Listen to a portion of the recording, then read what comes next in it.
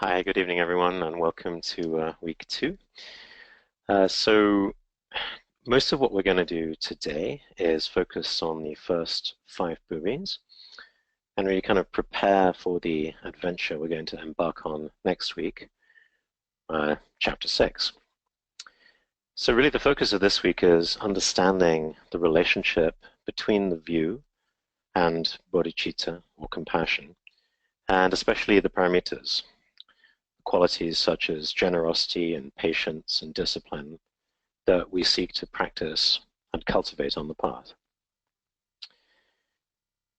I actually want to start by setting the context, almost like reframing these teachings as an adventure story, which may seem a little curious, but if you look at the 10 bulls, the 10 ox herding pictures we started last week, the unfolding of those 10 stages actually follows the same mythic structure as Joseph Campbell's hero's journey. In fact, so does the Buddha's life story, the classic story. And I guess for those of you who like movies, I mean, the most classic example might well be the original Star Wars movie, where George Lucas actually consulted with Campbell to structure the movie around these different phases of the hero's journey. And actually it follows a classic 3-act structure, like the ancient Greek plays. So Act 1 is the exposition or the situation, the ordinary world where we start, and then something happens. There's some kind of problem to solve, some kind of call to action. Right? So I guess for us that would be, starting an ordinary samsaric life and then discovering the Dharma path, discovering the possibility of understanding non-duality and emptiness, and attaining enlightenment. And then at some point the hero or heroine decides to embark upon this path, which brings us to Act 2, which is all around attempts to solve the problems that were set up in the first act.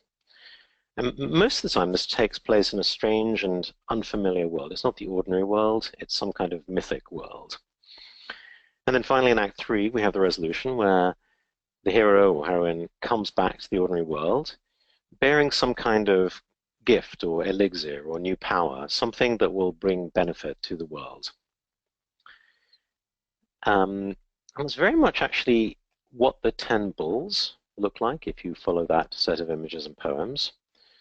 And it's also actually related to the classic Zen story around mountain, no mountain, mountain. So this is a famous saying of, so forgive my Chinese pronunciation, Qing Huan Hui Xin, who was a 9th century Chan master of the Tang dynasty. And he said, "Before I had studied Zen for 30 years, I saw mountains as mountains and waters as waters.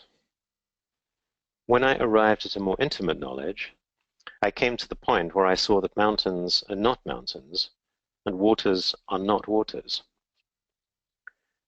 But now that I have got its very substance, I am at rest. Once again, I see mountains as mountains and waters as waters." So this idea of some kind of cyclical journey where we start out seeing the world a certain way, we go on some kind of journey, and then we come back to our original world, but we see it in a new way. Very much what we're doing here, right? So, I mean, this kind of understanding is at the heart of the Two Truths, the heart of understanding teachings like the Heart Sutra. The form is emptiness, emptiness is form. So we won't really get to those until weeks 5 and 6, but I just wanted to set us up. And back to where we are right now, we're still in Act 1, so we're actually in Scene 2. So Scene 1 was the call to adventure, which we saw last week. So realizing that view is important, realizing it's worth us cultivating it. But now Scene 2, this is where the hero starts to question whether he really wants to go on this journey. It could be a question of he has other duties, other obligations, he's too busy, not enough time. Could be that he sees it as too challenging, too difficult, too academic, unrelated to his everyday concerns. Or maybe, the pharaoh feels like, we already have some kind of path. Maybe we already feel we are practicing mindfulness or bodhicitta or whatever Dhamma practice we might have. Maybe we feel we don't need to take on this view of emptiness because we already have what we need. For those of you who are following the forum discussion, I think that was quite an interesting conversation about using emotions or emotionality as a path, which I think might be related to this. But nevertheless, so the call to adventure, the idea of do we wish to embark upon the middle way? Do we wish to take our practice to the next level? And that's something that we can reflect upon. Are we ready to do that? And we will see perhaps that there is some resistance internally. We may find this a little challenging or difficult, or we may not think we want to do it. But that's back to Joseph Campbell's original structure. That's a natural part of the hero or heroine's journey.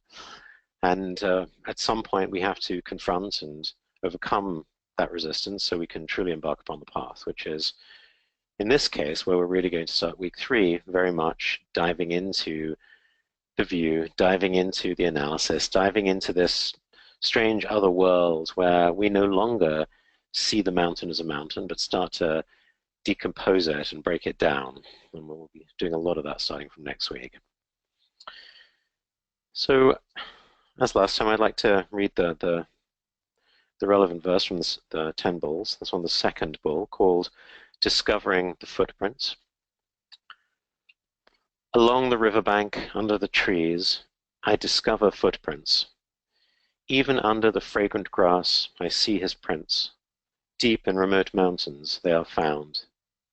These traces no more can be hidden than one's nose looking heavenward. The comment. Understanding the teaching, I see the footprints of the bull. Then I learn that just as many utensils are made from one metal, so too are the myriad entities made of the fabric of self. Unless I discriminate, how will I perceive the true from the untrue?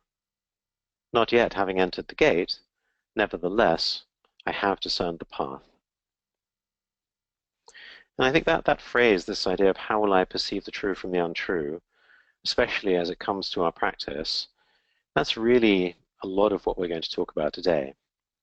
How should we practice? What kind of guidance do we have? How does the view inform our practice? And yes, we're going to come back to this in week 7 and 8, but this is a sort of setup which will hopefully build the case for us to say, oh, actually, it is important for us to understand and establish the view so that we can then practice. I just want to return to this notion of how view informs action. So last week we talked about the Buddha's analogy of the path being like a raft that should be for crossing over and not getting hold of. And so obviously, if we cross a river with our raft, we don't want to carry the raft on our back once we cross the other side. We leave it by the riverbank. We don't take it with us. So let's now imagine the Buddha teaching at Deer Park in Sarnath. Let's imagine he wanted to visit the river. Now, as you may know, Sarnath is just a few miles away from present-day Varanasi, which is on the banks of India's holy river, the Ganges, or Mother Ganga, as she's known. Actually, Varanasi is the oldest continually inhabited city in the whole of Asia, and one of the oldest cities in the world. It's been continually inhabited since 1800, before the Common Era, and it grew as an important industrial center, famous for silk fabrics and perfumes and ivory and sculpture. And during the time of the Buddha, Varanasi was the capital of the kingdom of Kashi, extending along the western bank of the Ganges, which actually pretty much, if you visit Varanasi today, it's pretty much the same. The holy city is very much on the western bank, and if you look across the river to the eastern bank, there's really not so much there right now, except the sands of the floodplains, where some Aghori sadhus might live. Nevertheless, let's imagine you wanted to cross the river. perhaps to meet some of these sadhus. So, you go down to one of the ghats. You can see the far side, maybe a quarter of a mile away from you, and you go to find a boatman to row you across in his raft. And you can still do this today. I mean, in Varanasi, many of the small boats are powered by humans rather than by diesel engines, right? There's still a lot of boatmen there. And you get in the boat and you pull away, and within no time at all, you'll realize the currents of the Ganges at Varanasi are very strong, and immediately you'll start to be pulled downstream. And of course, if you just keep going in a sort of straight line across the river, you're going to end up far from your destination, right? Because you're going to be pulled right miles away down the other shore. Now, of course, the boatmen, they know this, they've done this before, so they can correct for the current. They point their boat very much upstream, row hard against the current, and with this strange kind of crab-like motion, they actually end up crossing the river and perfectly reaching the destination. Right, so you might say, in a way, despite the obstacles of their path, in this case, the strong currents of the river, they are nevertheless able to get to their goal because they have a clear view. No, I mean, in this case, it's literally a clear view because they can see the other side. But I hope you can see the analogy for our practice. Well, there's another lesson from this story, which is, let's imagine we do want to get to the other side. How should we choose a boatman? I mean, would we focus on his appearance, or perhaps how beautifully decorated his boat might be? I mean, these are visible, tangible things. But upon reflection, we start to realize, actually, no, the thing we really need in our boatman is the ability to have this clarity of view, to know how to navigate the currents. Right? Because unless he does that, we're never going to make it to our destination, no matter how attractive the boat might be. And when Dzongkhen Rinpoche taught Madhyamaka in France in '96, he opened the teachings in very much the same way. So again, I think it's very relevant for us. I'd like to quote him. He said, "Now that the period of Buddhism's introduction in the West is almost over, we need to establish the proper study and practice of Buddhism. Because up to now, we've tended to emphasize the methods, things like meditation and gurus, but we've tended to forget the view. The study of Madhyamaka is important because it has vast and intensive analyses and methods to establish the view. Having the right views like knowing the direction to Paris. Suppose you're traveling to Paris with a guide who says he knows the road, and then suddenly your guide takes out a guidebook and starts to act a little strangely. Now, if you know the direction to Paris, then whether the guide is leading you along the highway or through the bush does not matter. As long as he's heading in the right direction, it doesn't even matter if he acts nervously, because you know and you trust the direction. But nowadays, it seems that people do not care much about the direction, and instead the car inspires them, the Vajrayana vehicle, the Mahayana vehicle, and so on. And even worse than that, they find inspiration in the guide. But with this approach, unless you have so much merit that you accidentally find success, it's quite difficult to attain the result. We hear teachings like rest in the nature of mind, which are very intoxicating and nice to hear, but we have no fundamental understanding of the view." So again, I think this is a useful point of reflection for all of us as we consider our own relationship to the path, to the teachings, to our teacher. Are we actually focused on the view? Are we focused on knowing the direction? Or have we become perhaps a little too caught up in the vehicle itself, the path, or indeed our teacher? So these are important questions. But it's one thing, I mean, to be in Varanasi and to cross the river seeing the other bank. But what if you're in a boat trying to cross the open ocean? You cannot see the other shore. You don't know where you're going. And without some kind of navigation, without some kind of guide or compass or way of knowing where you are and where you're going, you will get lost. And I think actually that's probably a more suitable analogy for most of us who are seeking to apply these teachings in the world. The real question for many of us is, how should I act? Right? It's all very well to say that I have a view, but how can I apply this in my practice, and especially in my daily life? And really the question is, how can we then understand and apply the view of the middle way to help us answer this question then of how should we act? And it's a paradox, because there really is a difference between this idea that the Buddha taught no view, and we'll see this increasingly as we proceed through the text. Nagarjuna and Chandrakirti, they both say, the essence of the view is that there is no view.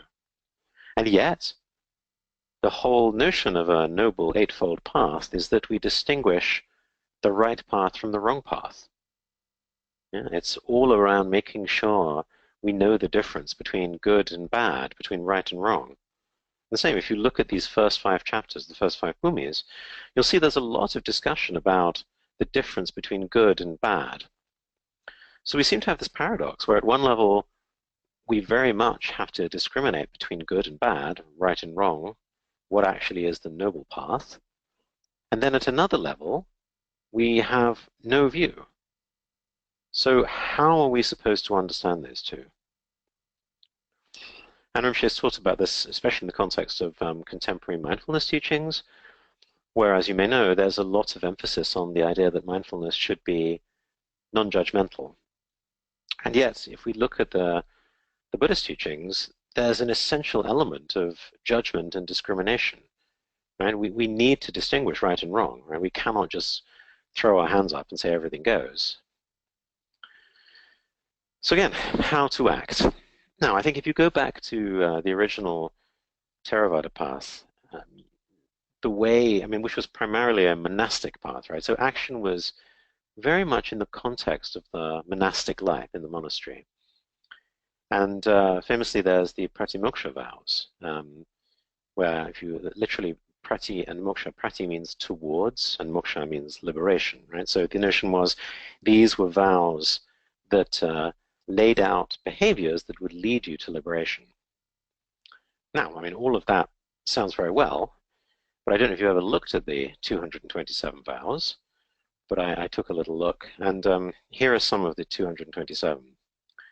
By the way, these are obviously about life in a monastery, probably for dealing with young boys, trying to teach them some kind of discipline. So one of the rules is you should eat a ratio of 1 part of curry to 3 parts of rice. Another one I like is you should not hide the curry under the rice in order to obtain more. Another one, you should not slurp when you're absorbing a liquid, drinking in other words.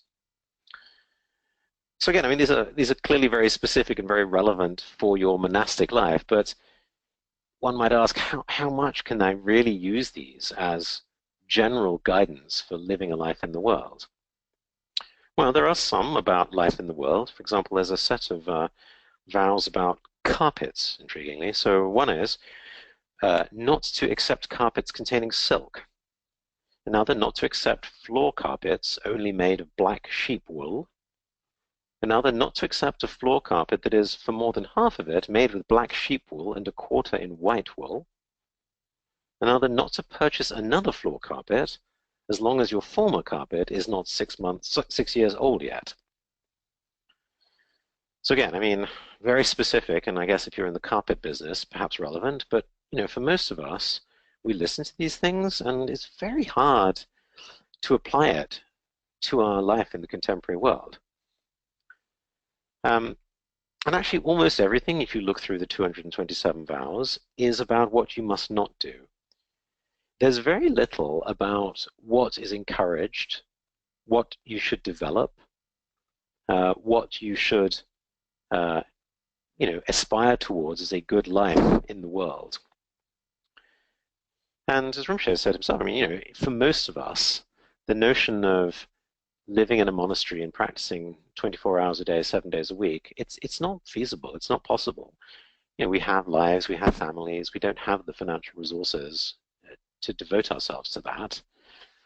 And even then, I think there's a lot of modern Buddhism is now asking, if all we're doing is sitting and meditating and we're not engaging in the world, social, economic, environmental problems, you know, are we really saying that Buddhism is relevant? In what way are we connected to the world?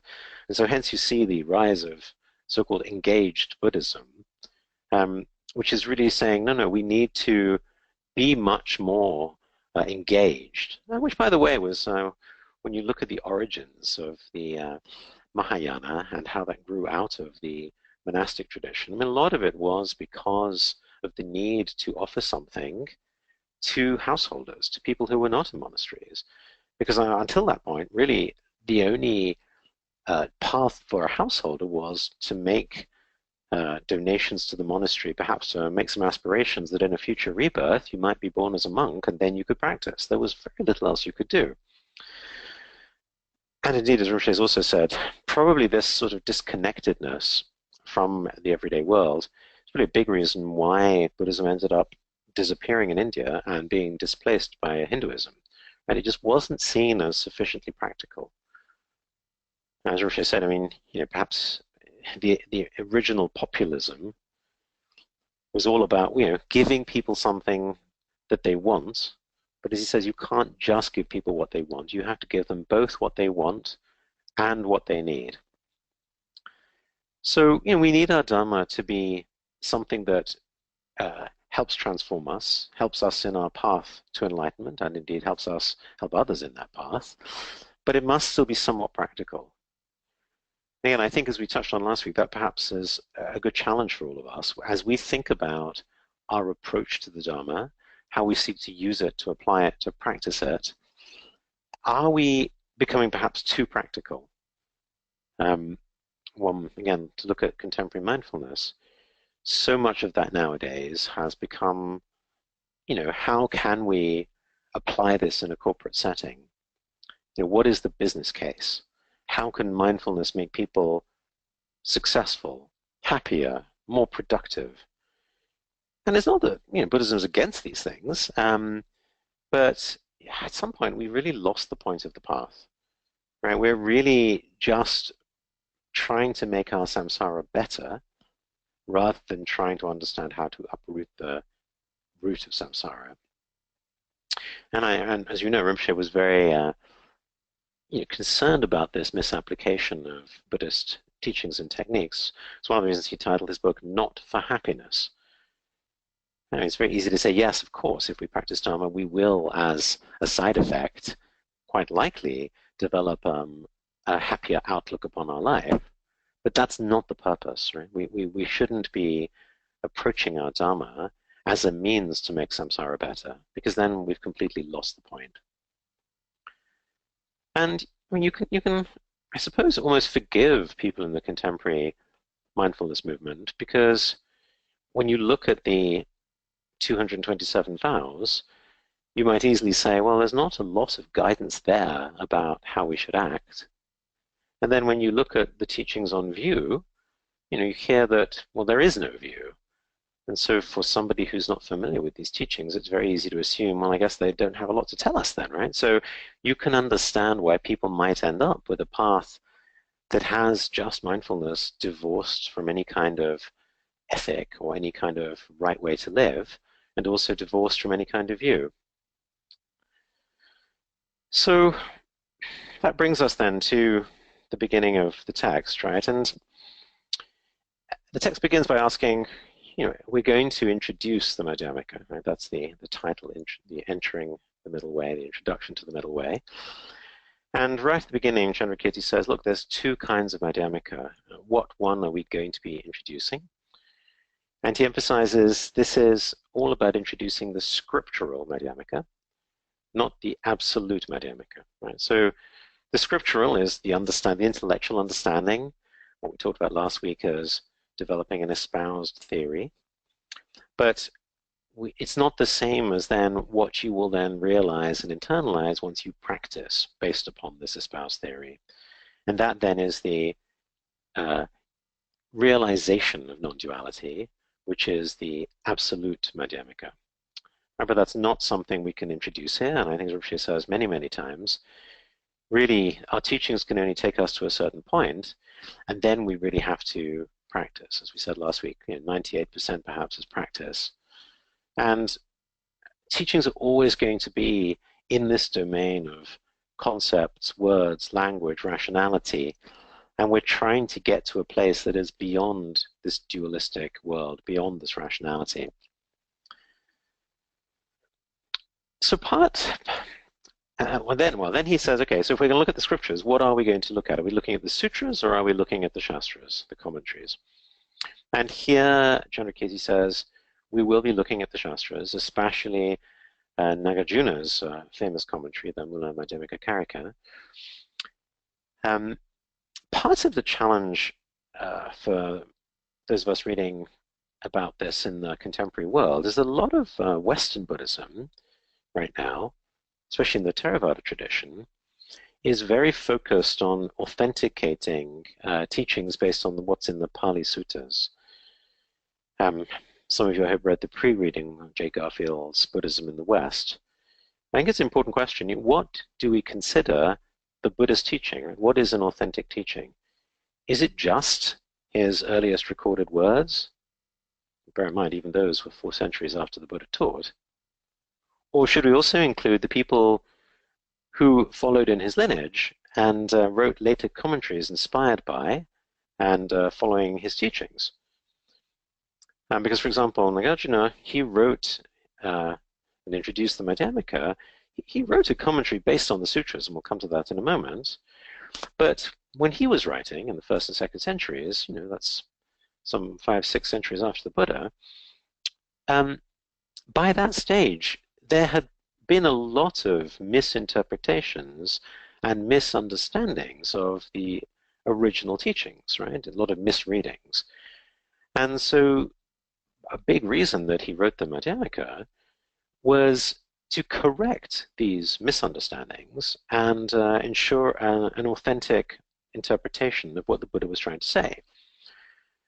So now you could say, a lot of what Nagarjuna was saying was not in the original teachings of the Buddha, but the Buddha's teachings alone clearly were open to more than one interpretation, and some people were interpreting it in a way that, in Nagarjuna's opinion, was incorrect. So, obviously my perspective on this is, we cannot just go and rely only on the Buddha's words, because they did not take account of all the confusion that subsequent commentators introduced, which needed to be then removed and clarified. If we were that sort of fundamentalist about our Buddhism, we would have a teaching that couldn't adapt to the contemporary interpretations, to the contemporary misunderstandings, to the needs of the modern world, which is indeed the essence of a living tradition.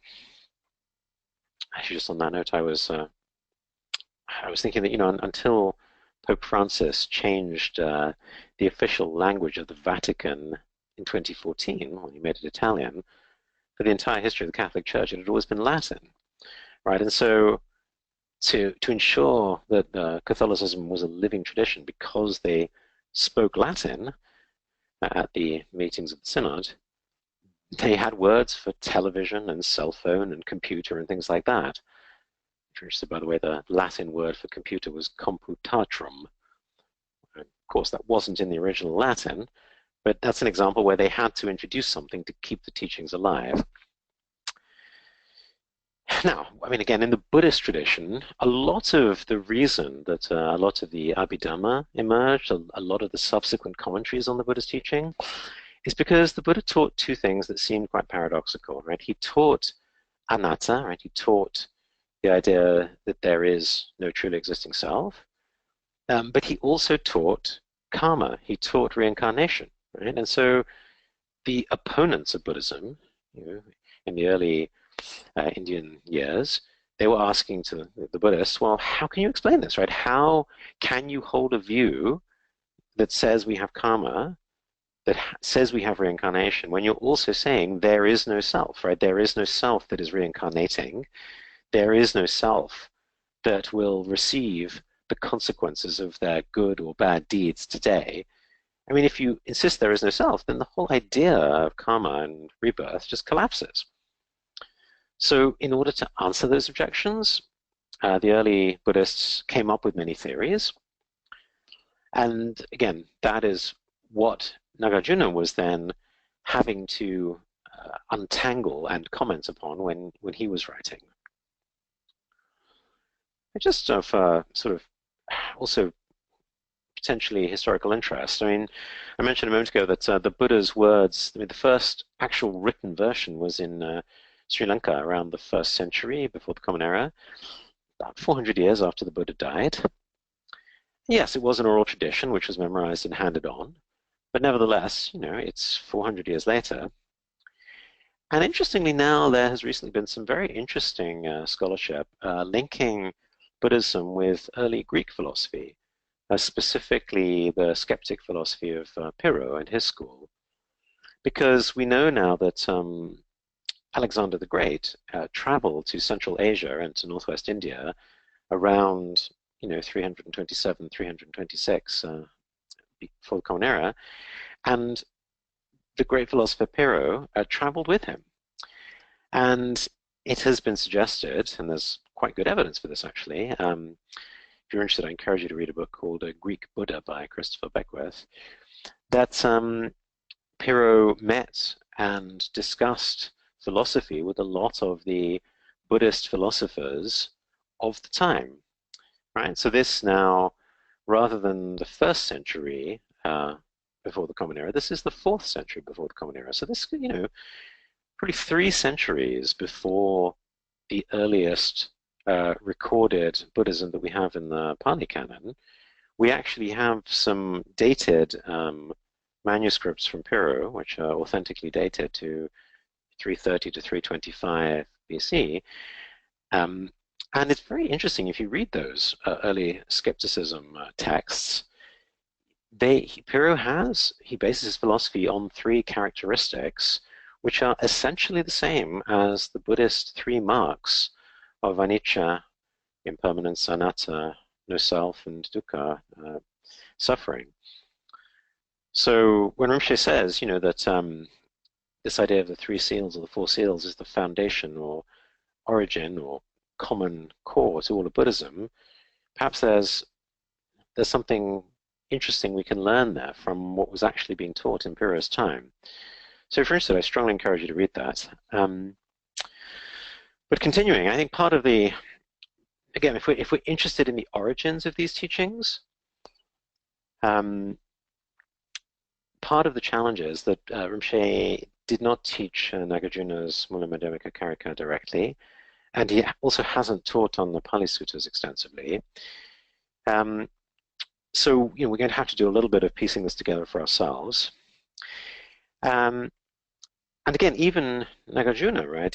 He was writing in the 1st, 2nd centuries, 2nd, 3rd centuries, but there's a long time between when he was writing and when Chandrakirti was writing in the 7th century, right? So a lot of new schools had emerged. And most importantly, the Chittamatra or Yogacara school, which was taught by the Brahmin-born half-brothers Asanga and Vasubandhu, who were teaching around the 4th or 5th centuries. So that's well after Nagarjuna, but before Chandrakirti. And actually, a lot of what, if you read this text, a lot of what we're going to cover in Chandrakirti's text is a refutation of this Chittamatra view, right? It's the most challenging of his opponents, right? The Chittamatra teaches mind only. It has been interpreted as sort of idealism, but also it's very much a sort of phenomenology, very contemporary in some ways. And even though we can say to ourselves that the tradition of Chandrakirti, the Prasangika Madhyamika, won the debate, the Yogacarya Svatantrika Madhyamika, which grew from the Chittamatra school and was developed by Shantarakshita, that remains very influential in Tibetan Buddhism even today, so especially in the Nyingma and the Dzogchen traditions. So, by no means have we entirely resolved this, and we will be coming back to this.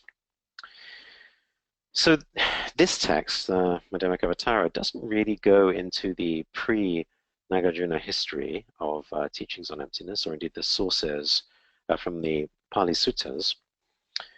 So to find that, I actually went to some of the Theravada masters, and specifically there's a great website called Access to Insight, which has all the Pali Suttas. And Thanissaro Bhikkhu talks a lot about what are the suttas on emptiness. He has a nice overview in MN 122, which is the Mahashunyata Sutta. And he says that there are three different approaches to emptiness in the suttas. I just want to talk a little about each one. The first one is the idea of emptiness as a meditative dwelling. And here he suggests the primary text is MN 121, which is the Kula Shunyata Sutta. Quote, he says, he's talking to Ananda, he says, Ananda, the monk not attending to the perception of the dimension of nothingness, and not attending to the perception of the dimension of neither perception nor non-perception, attends to the singleness based on the themeless concentration of awareness. His mind takes pleasure, finds satisfaction, settles and indulges in its themeless concentration of awareness. And he discerns this themeless concentration of awareness is fabricated and mentally fashioned. And he discerns whatever is fabricated and mentally fashioned is inconstant and subject to cessation. For him, thus knowing, thus seeing, the mind is released from the effluent of sensuality, the effluent of becoming, the effluent of ignorance. With release, there is the knowledge released. He discerns the birth is ended, the holy life is fulfilled, the task is done. There is nothing further for this world. Okay, so I think we can already start to see that some of that language feels familiar, right? This idea that anything that is fabricated, mentally constructed, is impermanent, will fall apart, right? That's very much part of how we also think about emptiness in the Mahayana, the Madhyamaka. All right, second aspect, emptiness as an attribute of objects. And this one is SN 3585, the Shunya Sutta. And so Venerable Ananda went to the Blessed One, bowed down to him, sat to one side, and said, "It is said that the world is empty. The world is empty, Lord. In what respect is it said that the world is empty?" And the Buddha replied, "Insofar as it is empty of a self or anything pertaining to a self. Thus it is said, Ananda, that the world is empty. And what is empty of a self or of anything pertaining to a self? The I is empty of a self or anything pertaining to a self." And then he goes through the forms, the eye consciousness, the eye contact, and so forth. They're all empty of self or anything pertaining to a self. Likewise, the ear is empty of a self, the nose is empty of a self, the tongue is empty of a self, the body is empty of a self, the intellect is empty of a self, or anything pertaining to a self. Ideas, intellect consciousness, intellect contact is empty of a self, or of anything pertaining to a self. Thus it is said that the world is empty. Okay, so this is a very classic sort of Sutrayana presentation, right? We go through all of the aggregates, the ayatanas, the dhatus, right? And we say that each of these is empty. But it's interesting because if you look at this from a Madhyamaka perspective, you wouldn't say that tongue is empty. You would say there is no tongue. Right? Again, if you compare what we said, ear is empty, nose is empty, tongue is empty, sounds a lot like the Heart Sutra. But in the Heart Sutra, we don't say ear is empty, nose is empty. We say no ear, no nose. Right? So again, already starting to understand here, there's a different way here that we talk about emptiness, a different way we talk about self. And we'll see this again later as we go through the differences between the Sutrayana or Theravada teachings, Shravakayana, sorry, I should say, and the Mahayana and the Madhyamaka teachings.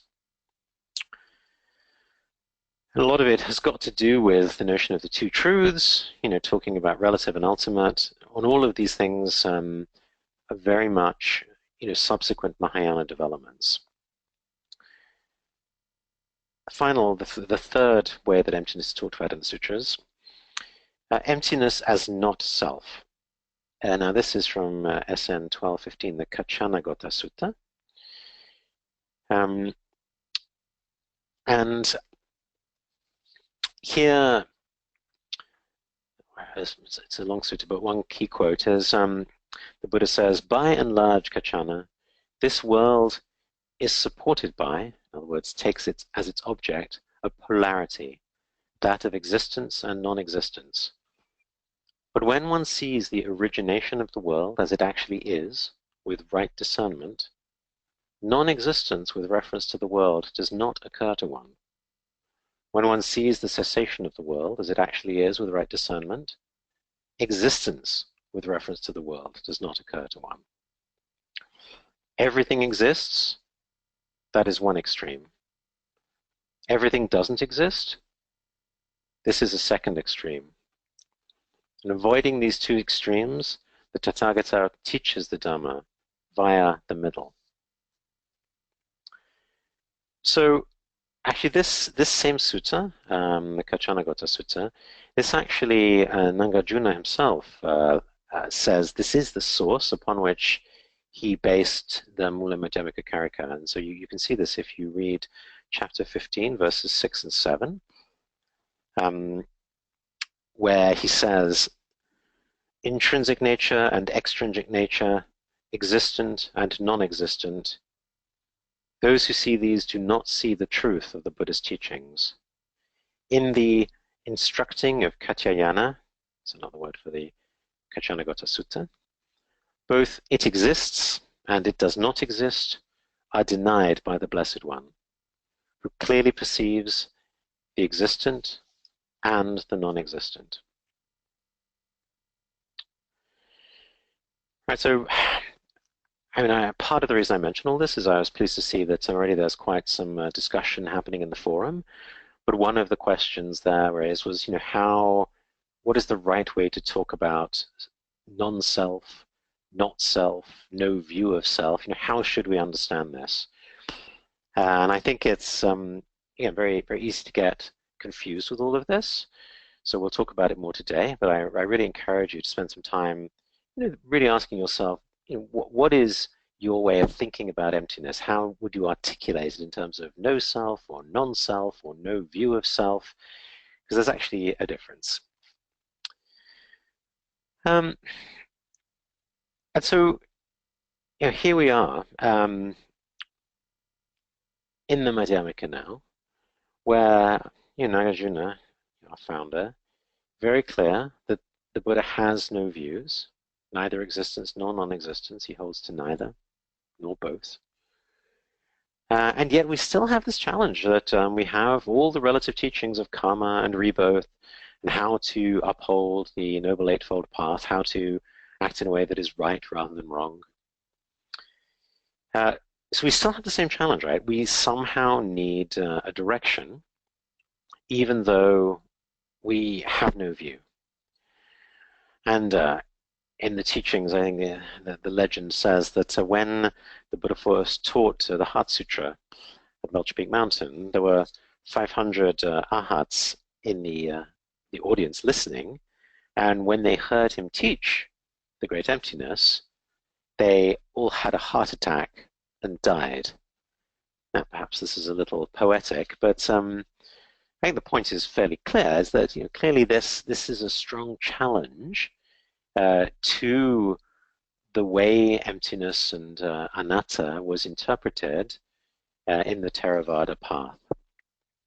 So I really encourage you, debate, study, go on the forum, advice about these things. I think it's really good to try and challenge your own understanding. I remember she said, look, as we go through this text, he really encouraged us not to see these schools as some ancient Indian, philosophical, dead and out-of-date ideas, but rather, how are they alive in us here and now today? right? Could be in the way we approach the world, could be in the way that we approach the Madhyamaka, right? We will find a lot of these views that are our opponents' views. Actually, we may well be taking them on from time to time. Okay, so now again, moving through the text. I'm going to, I mean, there's too much here for me to comment in detail on everything Rinpoche has said, because there were 60 pages in the commentary, so I won't be able to go through all of it. I think a lot of it is reasonably clear, and so I'm going to spend more time on the areas that are less clear. I also want to acknowledge it's already 45 minutes past the hour. I know originally I planned to keep these sessions to an hour in length. I'm not going to be able to do that this evening. I'm not entirely sure how long this is going to take. It's going to be more than an hour.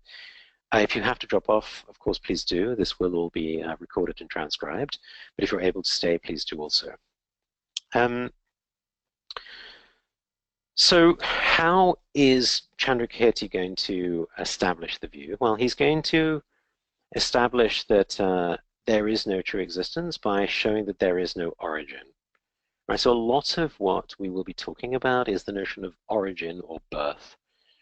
As Rinpoche said, this is very much in keeping with our ordinary perceptions, because when we think about validating something, we ask, where's it come from? Where was it made? For example, if we see a Louis Vuitton bag, is it actually genuine? Or was it found somewhere on the streets of Bangkok, right, as a fake? And we all intuitively understand there's a difference between the truth and the fake. But it's not, it's not just that. I mean, it really comes back to the questions we started upon last week, this idea of the eternal philosophical questions. How should we live, right? What is a good life? How should we understand what is, true, what is good? And to answer these kinds of questions, we need some kind of basis, some kind of foundation, right? We cannot simply say, as perhaps some contemporary mindfulness teachers might say, oh, be non-judgmental, because then we have no way of making sense of what is good and what is bad. When should we turn left or turn right? We need some kind of view. We need some kind of basis for our action. And so this is what we're going to embark upon. So page 11 of the text, and I'll give you the page references as we go through this. If you want to follow along in the book, the transcript, please do. So the first 4 verses, we start with a homage or a praise, in this case a praise to compassion. Now, as you know, in the Buddhist teaching, certainly in the India tradition, it's very traditional to show one's respect for the lineage by offering praise and homage. And in this case, we have the praise to compassion. Right? So I guess the question would be, well, why would we praise compassion rather than wisdom? Right? Why would we praise the Bodhisattva rather than the Buddha or the 3 jewels? Because traditionally when we offer praise in the Dharma, we offer praise to the 3 jewels, to the Buddha, the Dharma, the Sangha. And page 12, Rinpoche also talks about the difference between the Shravakayana and the Mahayana. It also depends on the difference between, are we seeking nirvana or are we seeking complete enlightenment? And actually, it's a little bit ahead of where we are, but on page 191, if you want to read it, Rinpoche said, there's 2 kinds of listeners, and the Buddha taught for both of them, with different kinds of motivation. I mean, some students, they have the motivation of wanting to free themselves from this worldly suffering. They can see it's essenceless. They can see it's pointless and endless, just going round and round on this wheel of samsara.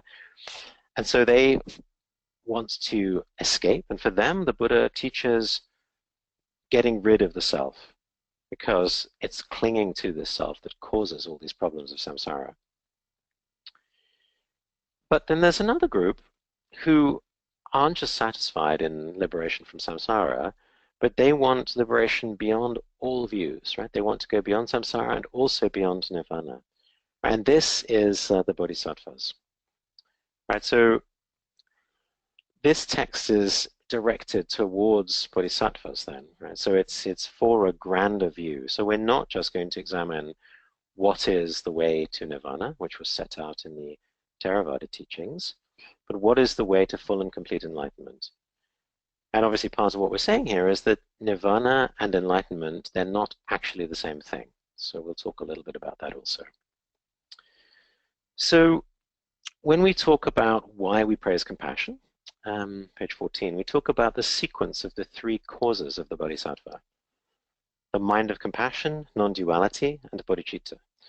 And in fact, the compassion and non-duality, which is more like wisdom, wisdom and compassion, when they come together, that forms bodhicitta. So you could say the third is made up of the first two. And Rinpoche wanted to emphasize, yes, compassion is the starting point, but compassion on its own is not enough, right? Because compassion without non-duality leads you to become a victim of your compassion. So when we say compassion, what is compassion? Well, yes, it's more than just sympathy, right? It's more than just feeling sorry for a person when you see them suffer. It actually involves a sense of understanding, right? If you were in his or her shoes, you would understand what they were going through. And Rinpoche says, oddly, under this definition, even a cruel person, someone who's seeking to cause pain or suffering to others, you could argue they must have some kind of compassion somewhere, because they know the difference between what causes suffering and what does not cause suffering, right? Whereas by contrast, if a tree falls on your head, the tree has no intention. It has no compassion. It has no ability to understand the difference between harm and non-harm. Right? With sentient beings, they're different from trees in that respect. So what might it look like to have compassion without wisdom? Well, we can talk in contemporary ways about having boundaries that are not clear. Right? Rinpoche said, for example, maybe we get goals around fixing other people. And of course, the bodhisattvas, they're not like that. The bodhisattvas, yes, they have compassion, but they do not have goal orientation, which perhaps for us beginners might seem a little odd, because we're thinking, oh, I thought my aspiration was to help others.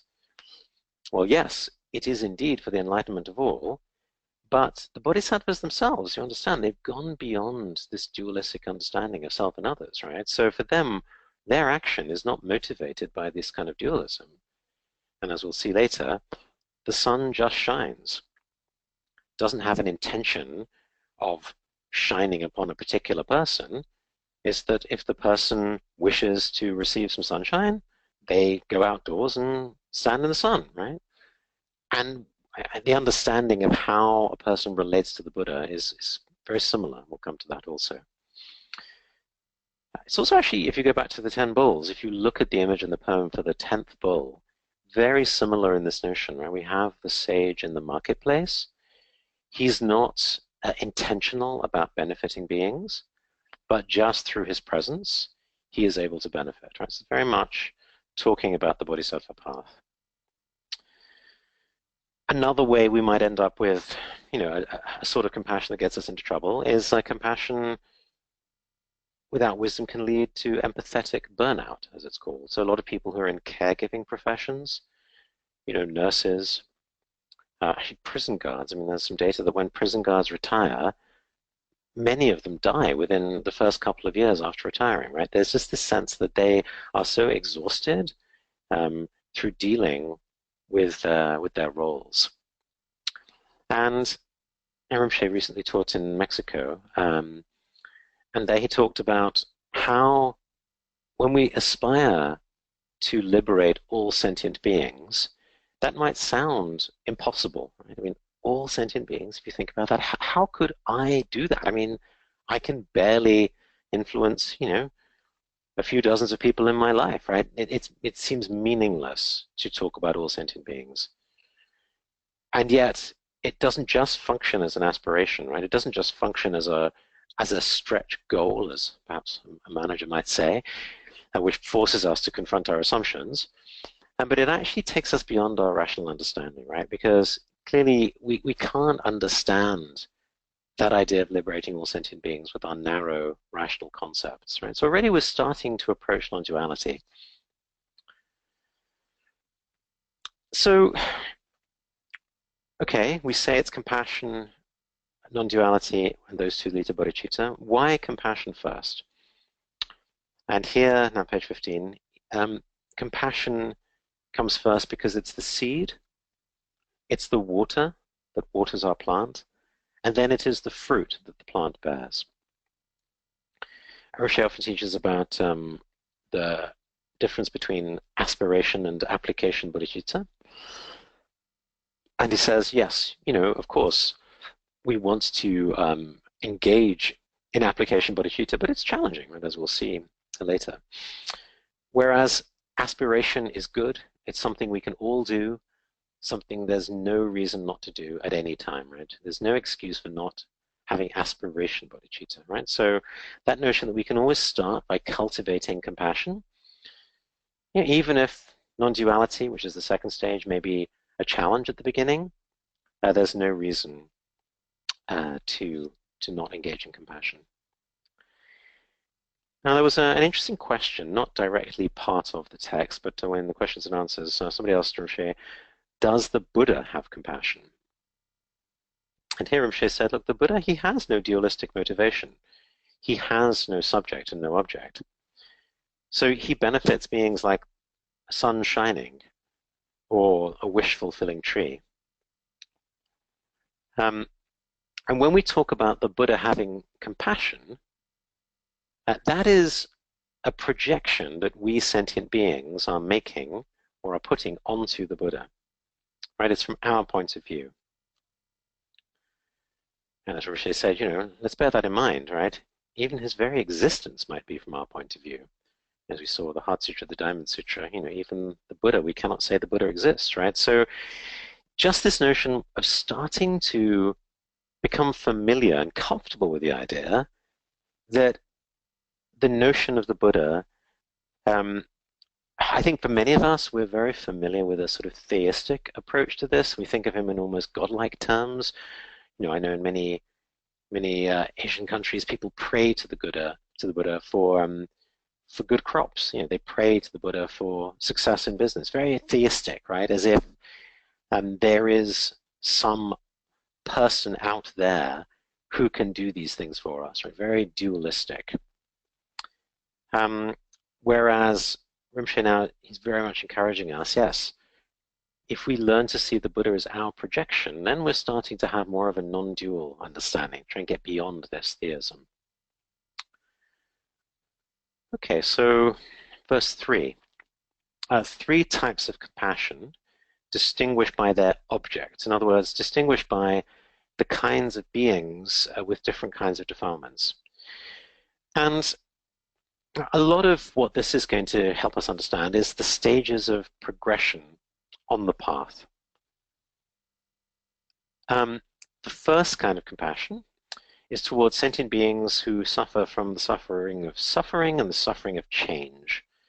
Now, this is talking about samsara, and this is common compassion because, for example, the Hindus also have it. And the objects in this case are all ordinary sentient beings, and also the Shravakas, Pratyeka Buddhas on the path, right? In other words, anyone who is taking rebirth due to karma and emotion.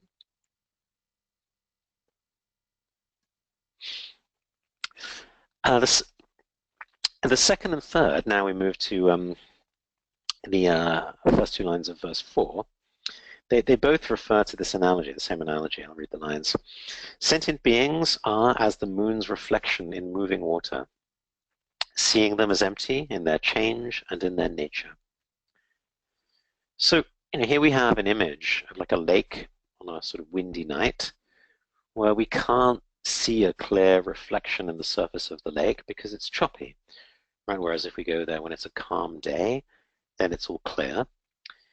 So this is already, taking us to a preview of where we're going to end up in this chapter 6. But the second compassion, here Rinpoche says we should place the emphasis on the moving water and the change. So if the lake is samsara, the wind then is karma, emotion, ego, our dualism, and that stirs up samsara and leads to suffering. Right? So the objects in this case, all those already included in the first kind of compassion, but also Shravakas and Pratyeka Buddhas who have already achieved their result, and all the bodhisattvas up to the 10th bhumi in their post-meditation. Right, so again, that's a really big difference between the Mahayana and the Theravada, right? Because in the Theravada, the result, the Arhat or the Pratyeka Buddha, there's nothing further, right, at that point. Whereas here we're saying no, they still have some defilements, and therefore they're still objects of compassion. So, this is, as we said earlier, is the state of nirvana, what the Arhat has accomplished, is this the final enlightenment? And whereas the Shravakayana, the Theravada, would say yes, here in the Mahayana we say no. This is also considered common compassion, as Rinpoche says. But now the third compassion, in this case we put the emphasis in that verse on reflection and empathy. This now includes all who haven't fully understood the emptiness or non-true existence of phenomena. It's considered uncommon compassion because it involves the selflessness of both phenomena and the person. Whereas the egolessness, right, what it takes to attain nirvana is just the non-self of the person, but not necessarily a phenomena. Now, in this case, the object is everyone above, including even the meditation time of the 10th Bhumi Bodhisattva. In other words, everything short of the Buddha. Now, we might well ask ourselves, what is this final defilement, right, that supposedly still remains to be purified when the Bodhisattvas are on these final bhumis? And this, according to the Vajrayana or the Mahasandhi traditions, this is, they would say, what they are seeking to purify. Okay, so continuing on this notion of how we think about progression on the path, what is a bhumi? Well, it's a combination of wisdom and method. And in Sanskrit, the word bhumi means earth or country. Actually, even today in Malaysia, they use the Sanskrit word Bhumiputera to refer to the Malay race and the indigenous peoples of Southeast Asia, where putra means son and bhumi means soil, so son of the soil. And just emphasizing that bhumi is a combination of both wisdom and method, right? Or as we saw before, just as bodhicitta is wisdom and compassion, right? So compassion here corresponds to the rupakaya, to form, to method, hence training in skillful means, mastery, whereas wisdom is the dharmakaya, right, which corresponds more to the emptiness when we think about form and emptiness. And as Rishi said, if you have wisdom but no method, then we're talking about the path of the Shravakas and Pratyeka Buddhas. But if you have method but no wisdom, then it's just ordinary worldly sentient beings. Yeah, back to what we said about mindfulness. You might have a technique where you have a method but no wisdom. And in terms of distinguishing these different bhumis, you cannot classify the bodhisattvas during their meditation state. And in the post-meditation, yes, you can recognize their qualities, but a lower bhumi cannot distinguish or recognize the levels of bodhisattvas on the higher bhumis. And perhaps the most important point here is when we talk about these bhumis, we talk about them as the extent to which the bodhisattva has eliminated defilements. Right? So progress is measured not in terms of how much we are adding, but in terms of how much we are eliminating. Rinpoche taught this in very great detail in Maitreya's Uttara Tantra Shastra teachings on Buddha nature. So now, with the second two lines of verse 4, we now start on the first bhumi, right? So we finished our homage, our praise. Now we actually start the main text, the bhumis. Now you'll see that Chandrakirti actually goes very quickly through these bhumis, quite possibly because he assumes his readers are familiar with it. And indeed, as we said elsewhere, the source text is the Dashabhumika Sutra, right? The 10 Bhumi Sutra. So that sutra itself talks a lot about the 10 bhumis. So there's not a lot in this text. So if you haven't had a chance to study the paramitas or the bhumis, and you want to learn more, I'd encourage you to read texts such as Words of My Perfect Teacher, where the section there on bodhicitta has a very nice introduction. Or indeed the classic text, Shantideva's Words of My Perfect, sorry, the Bodhicharvatara, right? And in both cases, those go into a much more detail on what is the contents of these paramitas. And yes, in both cases, they do also touch on the ultimate bodhicitta, right, which here is the 6th parameter of wisdom. But I think because Chandrakirti is taking a much more shortened version, he's really focusing on this non-dual aspect, the more ultimate aspect of the paramitas. And he talks a little bit about contrasting what will be a dualistic practice with a non-dual practice. In other words, a practice that's based on the view of the middle way. Now, page 27, here there's another very helpful question where somebody asked Rinpoche, and he answered in terms of path language versus view language. And I think this is important because already some of the questions you're asking are touching on this distinction. Because, for example, many of you are asking, well, how does this non-dual view, this ultimate view, apply to practice, right, to experience? Because they seem like they should connect, but how do we connect them? And we'll come to this later, right, in week 5 when we talk about the two truths. But for now, already Rinpoche said, look, the view language is when we talk about truth. What is true? What is real? What ultimately exists or does not exist? But then path language is when we talk about the experience or the journey of the practitioner, right? Much more subjective, much more questions like, how can I have devotion to the Guru? How can I practice so as to abandon defilements? These are, as Rinpoche says, these are two different kinds of questions, right? So this is going to be a challenge. I imagine we'll be kind of getting caught in this over the coming weeks. But I just want to say it now. When you have a question, just think to yourself, am I asking a question about view, or am I asking a question about path, right? Is this about view language or about path language? Because they're different, right? And as we see in the two truths, one is more about ultimate truth and one is more about relative truth. And yes, in the end, we do find a way of relating them to each other, but it's really important to understand their difference. And as Rinpoche said, we need the path language to encourage practitioners like us. And part of the challenge is that they're all relative teachings, right? They're all provisional teachings rather than definitive teachings. So in some sense, all of the path teachings could be said to be untrue to some degree, right? They're all fake, as Rinpoche says.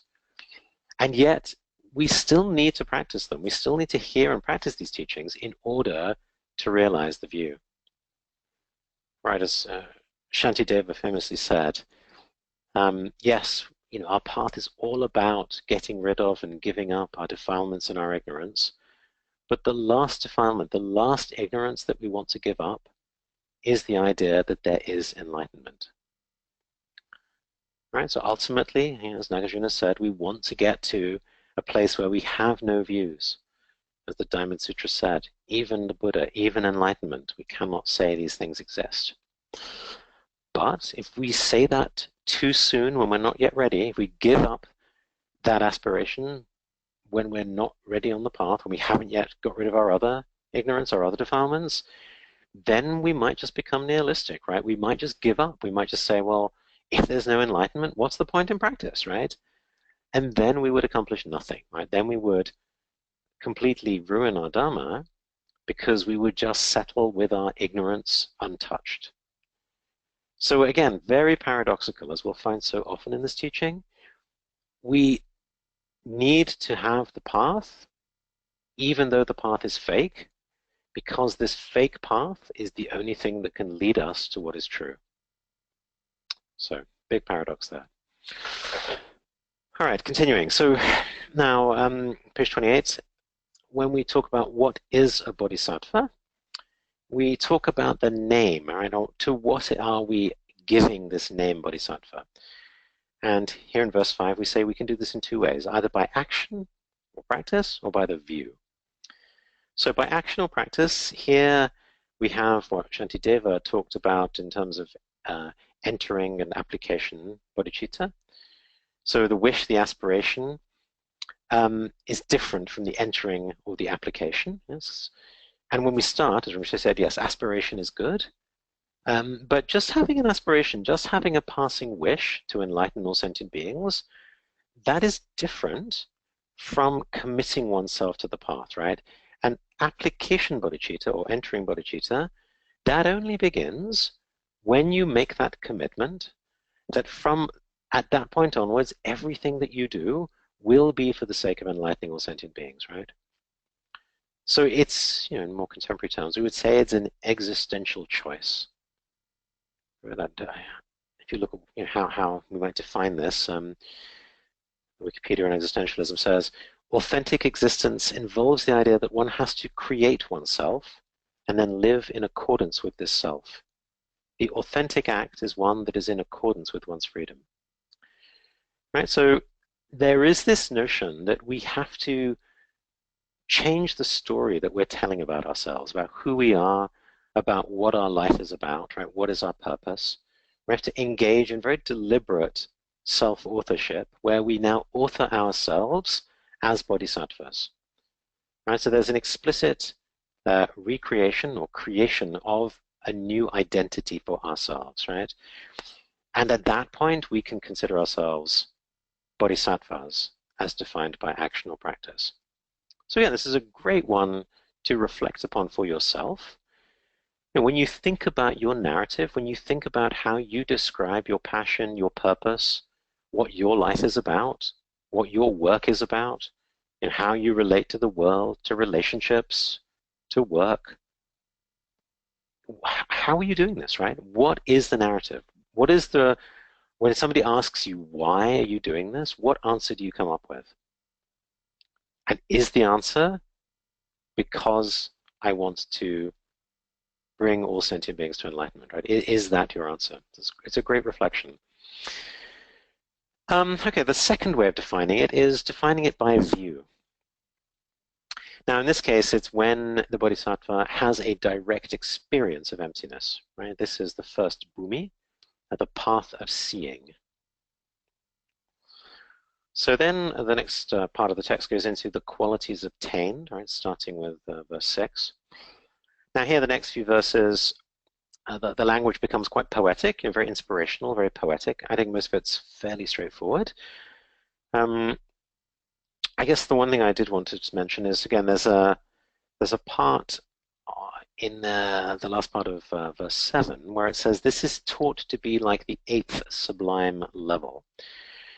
Right, so there are 4 stages of enlightenment in the Shravakayana or Theravada teachings, are divided into 8 levels. And what we're saying here is the beginning of the first bhumi corresponds to what in the Shravakayana is the Sotapanna, right, the stream winner, which in the Theravada tradition says you have maximum 7 more rebirths before enlightenment. Right, and again, they're the 4 stages of enlightenment in the Theravada. So you go the stream winner, once returner, non-returner, and then finally the arahant. So there's a big debate here in the commentaries, and Rinpoche didn't go into it, and I don't think we need to go into it. But I think there is an important point here about the distinction between sudden and gradual, which is a big debate in the Theravada, because it's about how continuous change, in other words, continuous practice, where we're slowly working on ourselves, can lead to a discontinuous result, right? I guess the everyday way we talk about that is the straw that breaks the camel's back, right? So we can keep adding straw to the back of our camel, And at one point, there'll be just one piece of straw, which in and of itself may seem insignificant, but that one straw is more than the camel's back can bear, and so it breaks. Okay, so there's a continuous change, right? Slowly, slowly, slowly accumulating with a discontinuous result. And this is very much the way in the Sutta Pitaka this is taught. So progress in understanding comes all at once, right? What is called insight, so abhisamaya, does not come gradually. And each of these 4 levels is attained suddenly, and even the realization of the fruit is also sudden, right? And again, I mean, I think we have lots of contemporary understandings of this, right, where we've been working on something for a long time, and then perhaps we fall asleep, and then we wake in the morning, and suddenly we have this aha moment where it all comes together and we can see clearly, right? We have that insight. So even in our everyday lives, we have that experience of how we can be working on something for a long time, and then it can lead to a sudden insight. Right? And that's very much the way we should understand progress on the Dharma path. Right? And even in the Zen tradition, there's this notion that you can have an initial insight, or what is called an initial satori, but then there is the need for gradual training. Right? So that's how we can understand sudden and gradual together. Okay, the next important verse is verse 8. And Rinpoche said, look, in the Shedras, the monastic colleges, they would spend many weeks just on this one verse, right? And it's all around what is it that allows us to say when a bodhisattva can outshine a Shravaka Arhat, right, or a Pratyeka Buddha. And on the first bhumi, we say that the bodhisattva already can outshine these arhats by the strength of their merit, but not yet by the strength of their wisdom. And so when we say the strength of their merit, there's a good example here, which is the king surrounded by his ministers, and then in comes the queen holding the baby prince. And already the baby prince now outshines all the ministers. So even though these ministers may be very wise, maybe very noble and experienced, they will never be king, right? But the baby prince one day will be king. So he has that merit. And the analogy is that the bodhisattvas, they have, as a consequence of their greater compassion and aspiration and the merit they've accumulated over eons of practice, they have the merit that will lead them to complete enlightenment. But they do not actually outshine the arhats by the strength of wisdom until they complete the 6th bhumi and enter the 7th bhumi. Right, so here is where it gets a little bit technical. We need to have some Tibetan terms here, because we talk about some of the different defilements on the path. So first an analogy, right, page 35. The Shravakas, Arhats, the Pratyeka Buddhas, their understanding of emptiness is compared to be like a tiny insect eating inside a mustard seed, which, as you know, is a tiny, tiny seed, and creating a space inside there. Whereas for the bodhisattvas, their understanding of emptiness is seen to be as wide as the sky. So we might ask, well, if the bodhisattva has a greater understanding of emptiness, why doesn't he also outshine the Shravakas with his wisdom? So here we introduce a couple of different obscurations.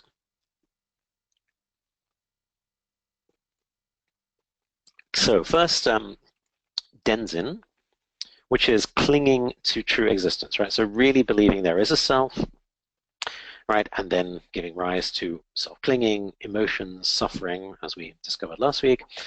That is the cause of samsara, right? The denzin, the clinging to true existence. Now, even after one has overcome that clinging to true existence, there's still something else called tenzin, right, which is translated a couple of ways here. Fixation on characteristics, also apprehension as mere appearance. Now this we can understand as saying, even if we don't think something truly exists, we still have dualistic perceptions, right? We still have subject and object. We still think of things in terms of good or bad. We still have reifications. We draw boundaries around objects with our words, with our language, with our thoughts. So all that creating, some kind of characteristics in the world, that is Tenzin, right? And I mean, if we wanted to step back a little bit, I mean, I think at some level we know the world is this, complex set of interactive, interdependent phenomena, and pre-linguistic, where you would draw the boundary around any one phenomenon is very much conventional, right? It depends how you want to use it. And so we rapidly start to realize a lot of these things that we call phenomena, they're just our inventions. They're just our creations. And it's nevertheless, once we create words, we create these distinctions, it's very easy for us to forget that they're just things we've made up, and we start to take them very seriously. Right? So that is Tenzin. Later on page 64, Rinpoche talks about another defilement called Ninang, and that is still present from the 8th Bhumi on.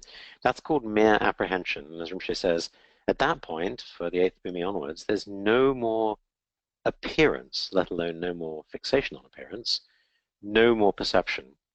And yet there's still some kind of subjectivity. Right, so again, if we look at non-dual practices, Mahamudra, Mahasandhi, they are working to purify this kind of subjectivity where there is no appearance or perception, but nevertheless still some kind of subjectivity.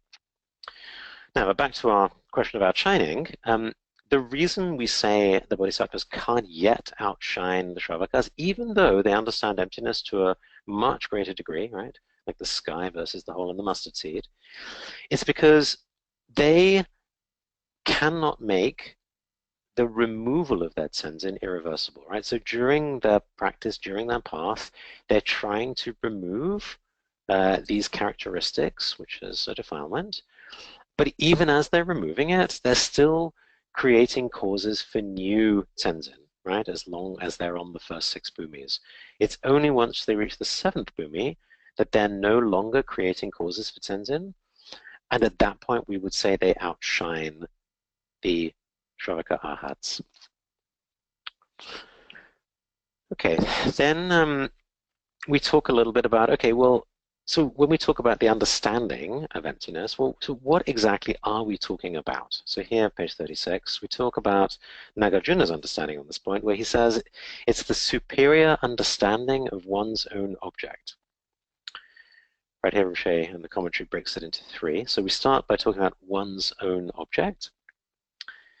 And here, very interesting, because if you look on page 37, we don't just talk about existence and non-existence. We talk about a 4-fold classification of existence, non-existence, both, and neither.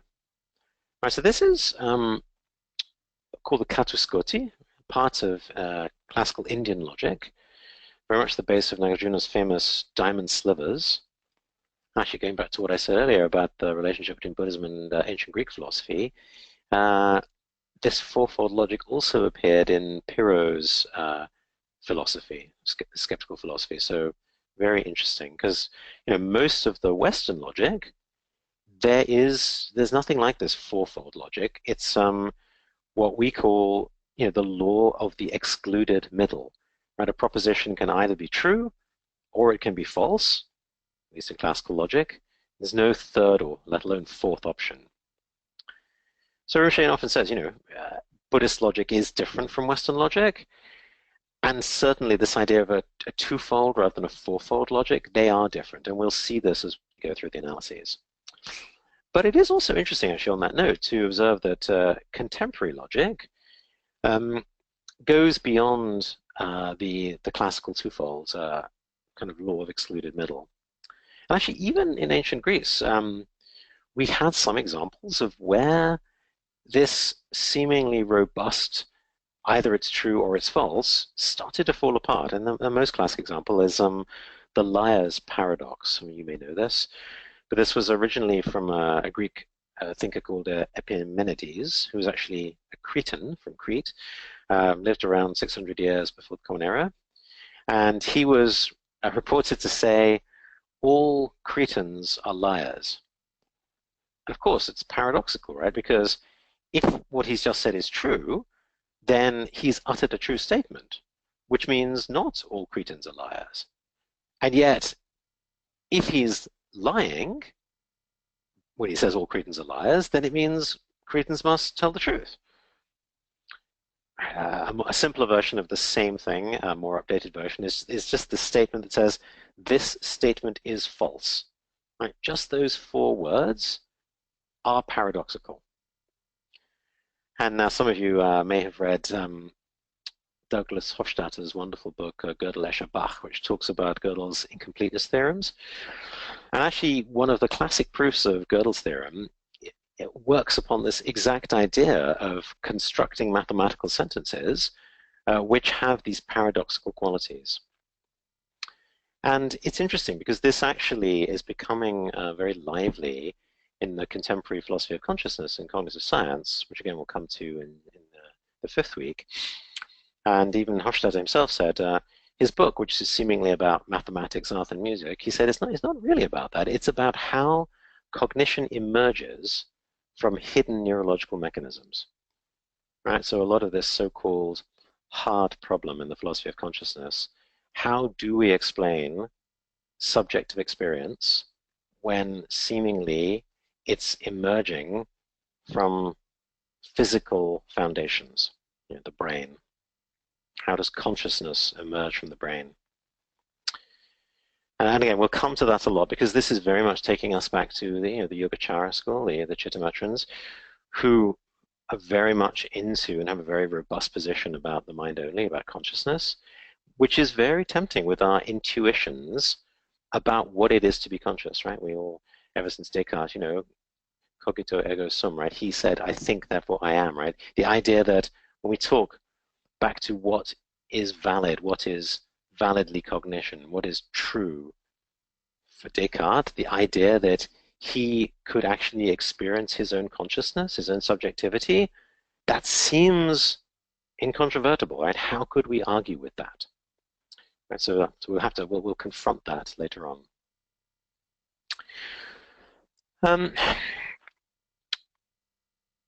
So we talked here about this notion that for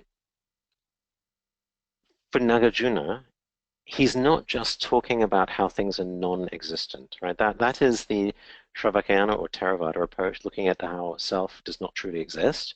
But here we want to go beyond all 4, not just elimination of clinging to the self, or clinging to existence, but also elimination of clinging to non-existence, to both, and to neither. This is going beyond all 4. This is what we call the great emptiness, or indeed the emptiness of emptiness. And we'll get to that in week 6. But again, another common misunderstanding, when we talk about emptiness, what we're talking about is this great emptiness that is beyond the 4 extremes, and it's not the same as non-existence, right? So again, this is a source of potential confusion and misunderstandings between some of the Theravada texts and some of the Mahayana texts. Because if you look at nirvana, I mean, the literal definition of nirvana is blowing out or quenching, right, which is traditionally understood as the extinction of the 3 poisons of passion, aversion, and ignorance. And when these fires are extinguished, then release from the cycle of rebirth is attained. Right, so it really has this connotation then of getting rid of this false attachment to self, right, which in turn gives rise to these 3 fires, 3 poisons. Whereas in the Mahayana, we don't just talk about getting rid of. We say, yes, we say form is emptiness, but as in the Heart Sutra, we also say emptiness is form. Right? So we go back to this paradoxical understanding. And so, and again, I know in the forum there was this discussion, what do we mean by non-self? In the Madhyamaka, when we say non-self, I'm using that word to have the shorthand. I'm using it in Nagarjuna's way, right? The shorthand that self neither exists, nor doesn't exist, nor both, nor neither. Nagarjuna himself said, the wise one should not even remain in the middle. And I wish to emphasize, look, we can talk about this, but this very quickly, because it's so paradoxical, it goes beyond our rational understanding very quickly. And as he said, the only way we can really understand this is through contemplation and meditation. Talking about it just makes it worse. And yes, I mean, as we saw with the liar's paradox, or if you look at Gödel's theorem, language, dualistic concepts, rational descriptions, they break down. They're not enough to describe or bring us to this state of non-duality. Okay, so that was what does it mean to say one's own object? Then we turn to the second, which is superior. And here we talk about how much do the Shravakas and Pratyeka Buddhas understand the lack of true existence of phenomena, because we know they understand the emptiness of the self, but if they also understand the emptiness of phenomena, then one might argue, why do we even need the Mahayana path, right? Because that's where all that is taught. And Bhavaviveka, he argued that because the Shravakas are only interested in nirvana, they don't care about the emptiness of phenomena. But Chandrakirti disagrees and says, no, they must understand some aspect, because they must understand the emptiness of the five aggregates at least. And indeed, the Buddha taught this, right? So in the Fena Sutta, which is one of the Pali Suttas, so it's SN 2295, I get this famous verse. Form is like a glob of foam, feeling a bubble, perception like a mirage, fabrications like a banana tree, consciousness like a magic trick. This has been taught by the kinsmen of the sun. However you observe them, appropriately examine them, they are empty, void to whoever sees them appropriately. That's the way it goes. It's a magic trick, an idiot's babbling. It's said to be a murderer. No substance here is found. Actually, if you're interested in the why is it said to be a murderer, that's another sutta, the Yamaka Sutta, so SN 2285, where the Buddha told a story of somebody who knows a rich householder and wants to steal their money, and so poses as a servant, gains their trust, and then kills them.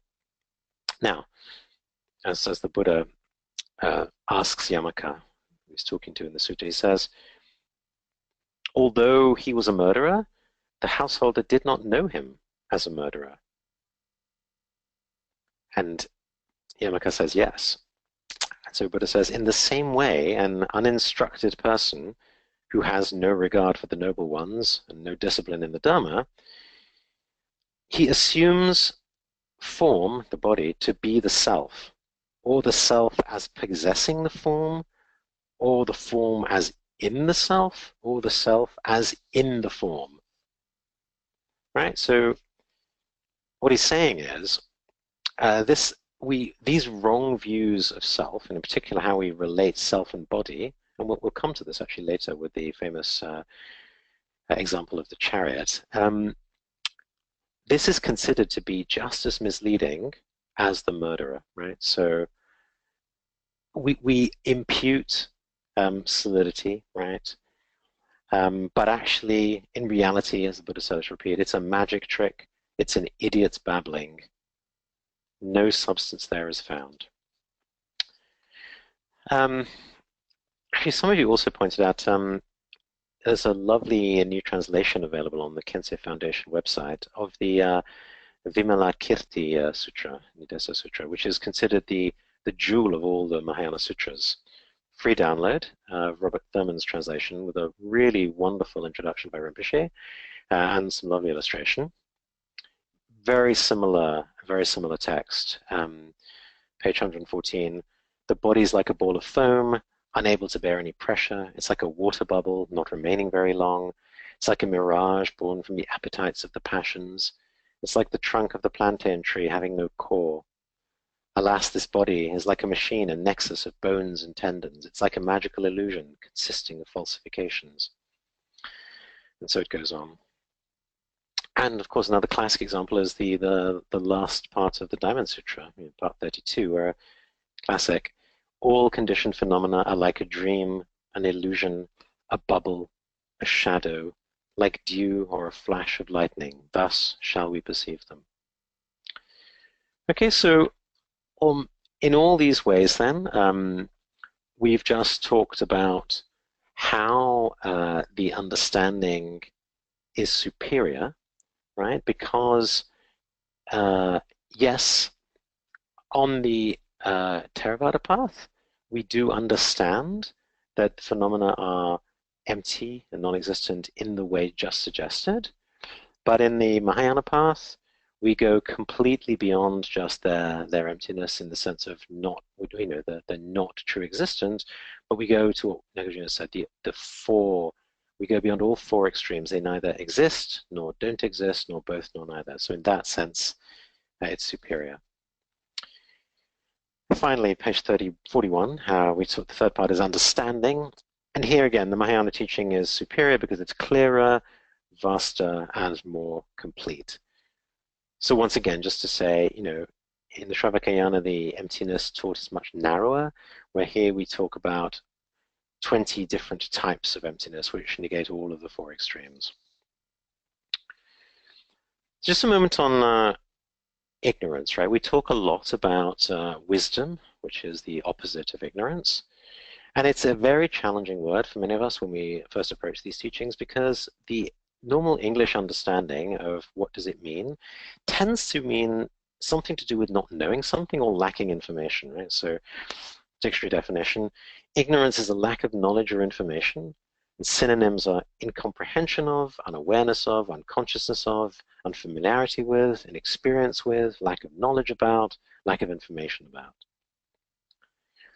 Now, if we look at wisdom, it's a little better because there's a little more on experience and good judgment. But here the sense is still that, experience brings wisdom because you're knowing more, right? So wisdom, definition, the quality of having experience, knowledge, and good judgment, the quality of being wise. So synonyms, sagacity, intelligence, sense, common sense, shrewdness, astuteness, smartness, judiciousness, judgment, prudence, circumspection. And yes, of course, some of those are still very relevant for us, especially as I think the Eightfold Noble Path. I mean, there is definitely that sense of acting wisely in the relative world. But now, when we're establishing the view, here, when we talk about wisdom, we mean the result of elimination, right? Eliminating defilements. And indeed, the Tibetan word for Buddha, Sanjay, means purified, right? We praise the Buddha for being awakened, right? He has got rid of, it's an absence of sleep, right? We don't praise him for being powerful or beautiful or things like that. Yeah, there's a nice, again, Wikipedia page on avidya, which is ignorance, where it says, it's explained in different ways in different Buddhist teachings, but on the most fundamental level, it is an ignorance or misunderstanding about the nature of reality, more specifically about the nature of not self and dependent origination. And avidya is not about a lack of information, but a more deep-seated misperception of reality. Right? So it's a positive misconception, not a mere absence of knowledge. Right? So as Rinpoche says, it's not that we don't know enough, it's that we know things that are incorrect, right? We've constructed an illusion, a hallucination, a mirage. We see something there, we posit something as existing when it is not there.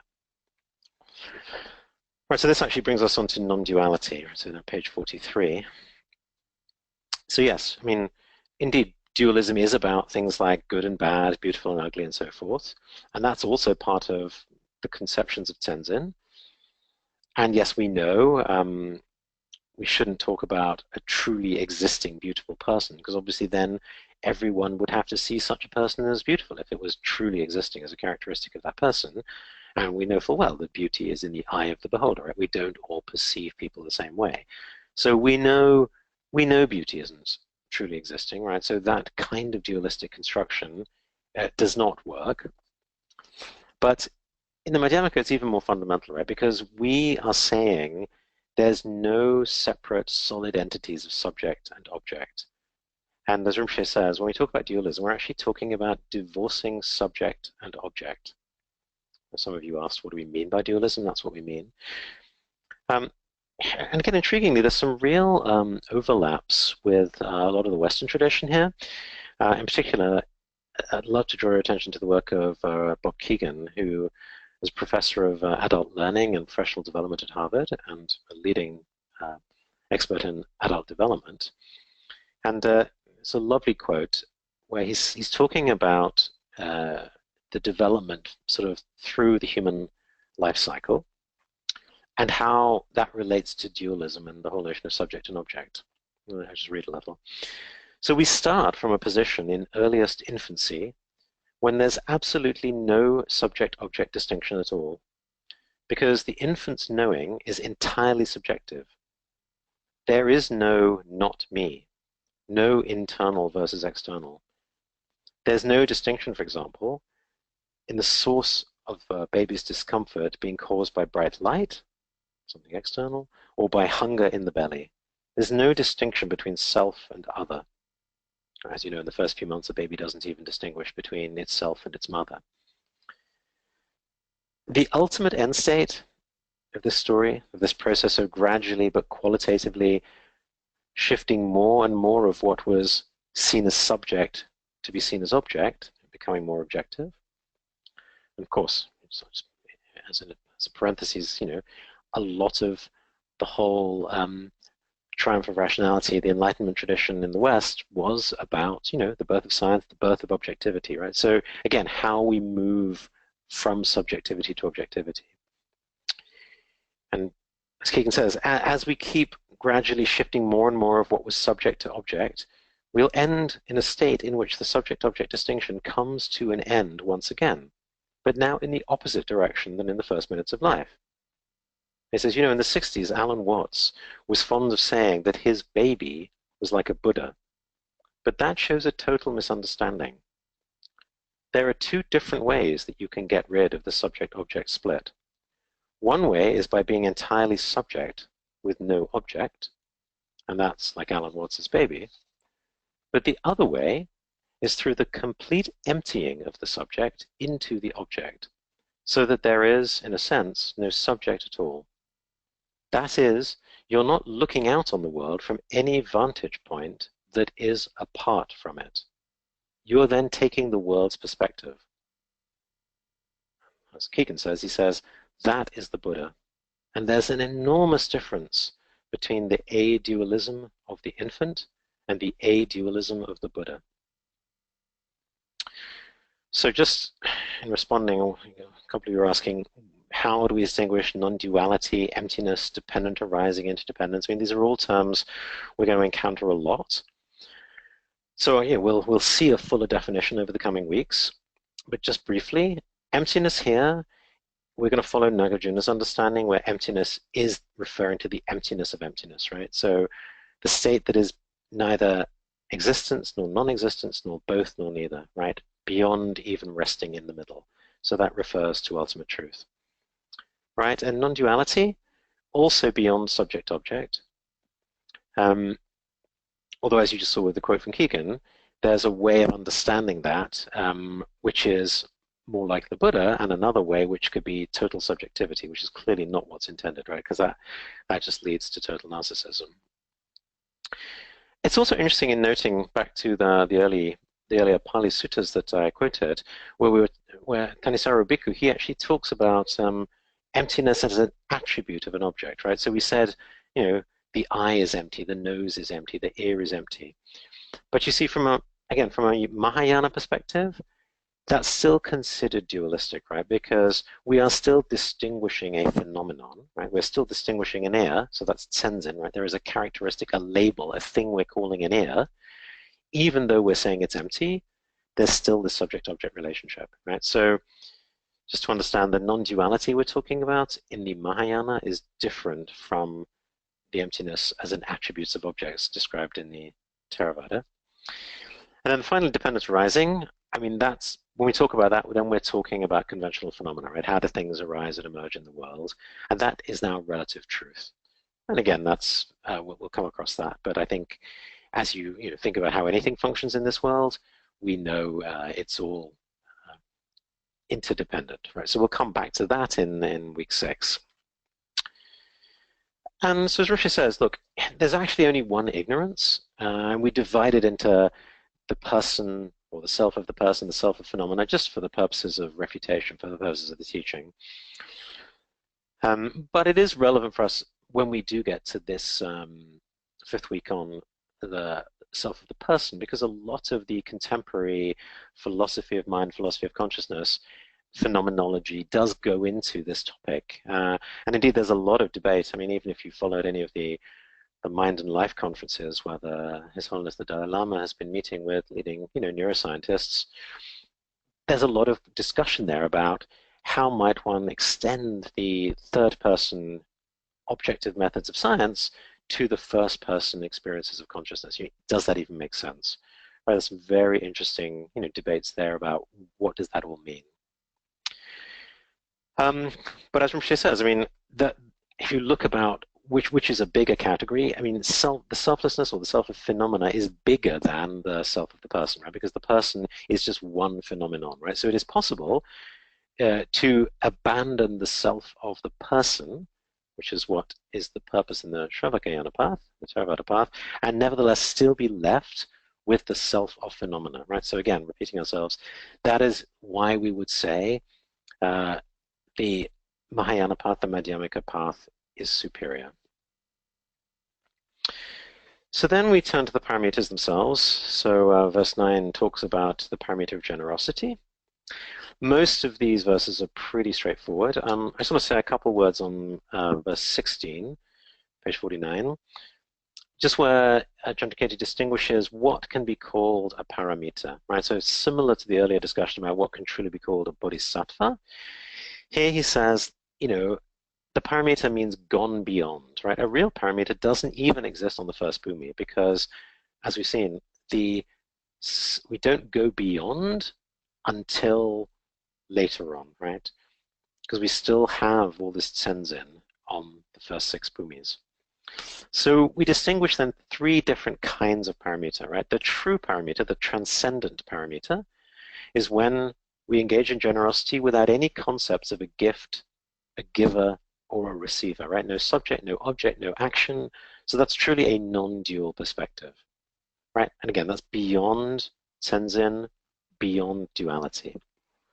Now, an ordinary paramita is when you are still attached to the subject, the object, the action as real, right? You still have your denzin, right? So that's the bodhisattva still on the path.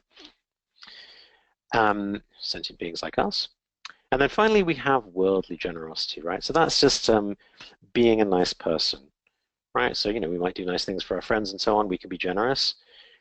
But as we saw earlier, if you haven't yet made this choice, made this commitment that all of your action is for the sake of enlightening sentient beings, it cannot even be considered an ordinary paramita, right?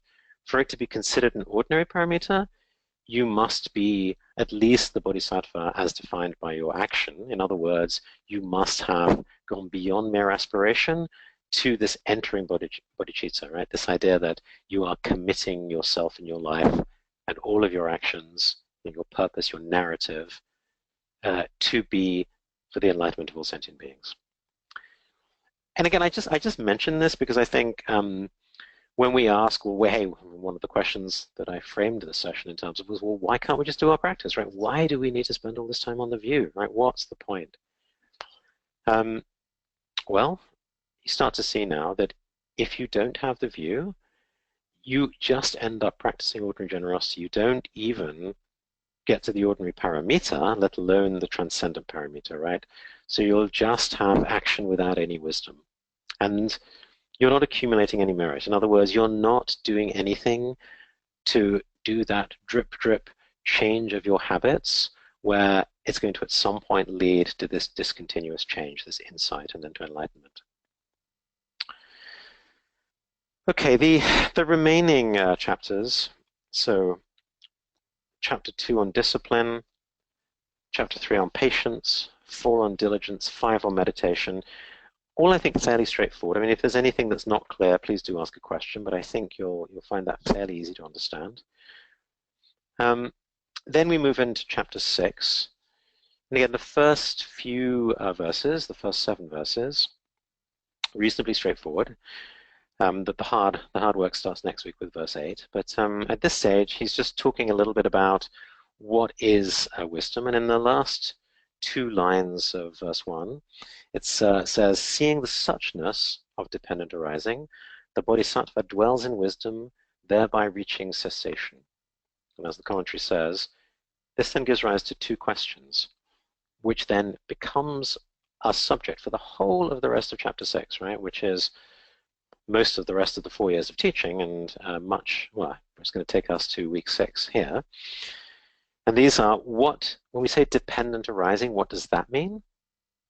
And then when we say the wisdom that knows dependent arising, right? Because when we talk about something being known by a wisdom, that's again that subjectivity, that experience. How are we to understand wisdom, this knower, when we are non-dual? So understanding what is dependent arising, right? How do things function in the world? And then what is the wisdom that understands it? That's very much going to be our topic. One other, I think, important verse is, it's actually a couple verses between 4 and 7, when we talk about who should be the recipient of this teaching. And here, there's this lovely verse 4 where it says, even an ordinary being may, when hearing of emptiness, repeatedly feel immense joy surging within, bringing forth tears that moisten his eyes and making the hairs on his body quiver. So yes, if we're the kind of student that when we hear these teachings on emptiness in the middle way, we have tears in our eyes and the hairs on our body quiver, then absolutely we should be given the full teachings on the emptiness of the person and the phenomena. But going into more detail, you could say there's 3 different kinds of people, 3 kinds of students for whom we might want to approach this. The first is a person who's not a Buddhist, but who has some other kind of philosophy. Right? For example, someone who believes in Christianity or Hinduism or something else. And for them, we can teach them Madhyamaka, right? We can engage them in logic, in reasoning, and refute their view, and then establish the view of the Madhyamaka, which they can then practice. Although, as Rinpoche pointed out, that's a little bit difficult for a lot of people in the modern world, especially those influenced by New Age beliefs, because they don't necessarily have a consistent and coherent view. It's more like a hodgepodge of different things pulled together. But nevertheless, if there is someone with a philosophy, if they have strong views, teach Madhyamaka. Right, the second group is beginners, right? People who have no worldview. Although the requirement is they should nevertheless have shame and embarrassment. So for them, we teach the gradual path. We start with mind training, lojong, we teach shamatha, vipassana, we teach bodhicitta, and then eventually we teach Madhyamaka. And then the third kind of student is someone who has already awakened into the family of the Mahayana.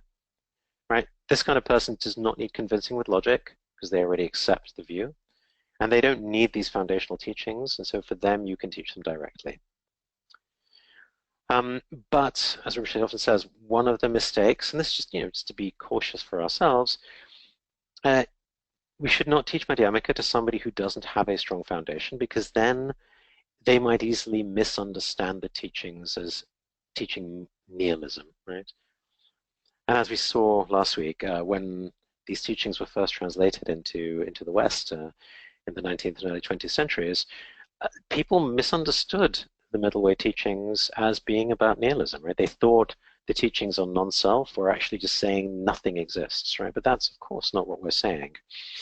But if you're not really grounded in these teachings, if you don't have enough of a practice of mindfulness bodhicitta, you may risk, falling into some kind of depression when you are told there is no truth, there is no self, there is no purpose, life is meaningless, right?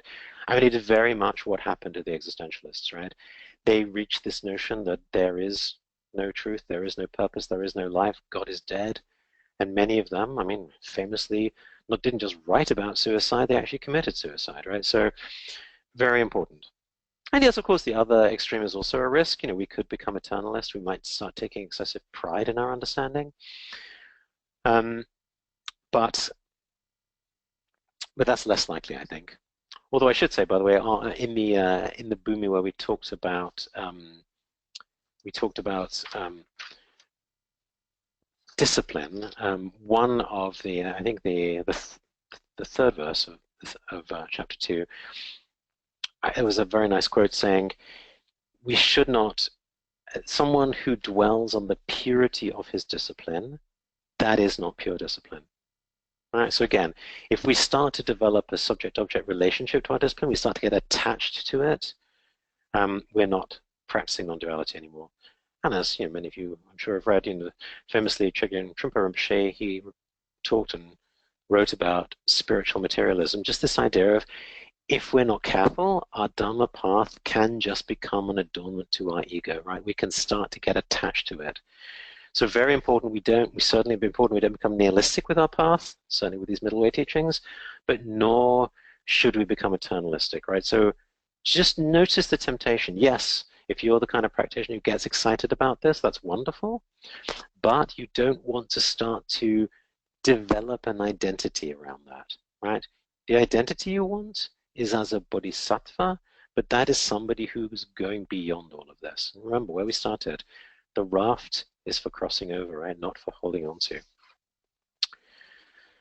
So with that, I'm going to close this week's teaching and just leave you with actually something that Rinpoche also said. I mean, because verse 8 is where we start with all the logic and all the reasoning, and that's really where the going becomes much tougher.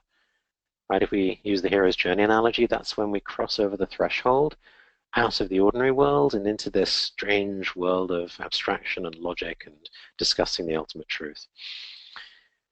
And because it's considered, a big threshold to cross, a big step, when this is taught traditionally in the Shedras, in the monasteries, they do a big ceremony before they start verse 8.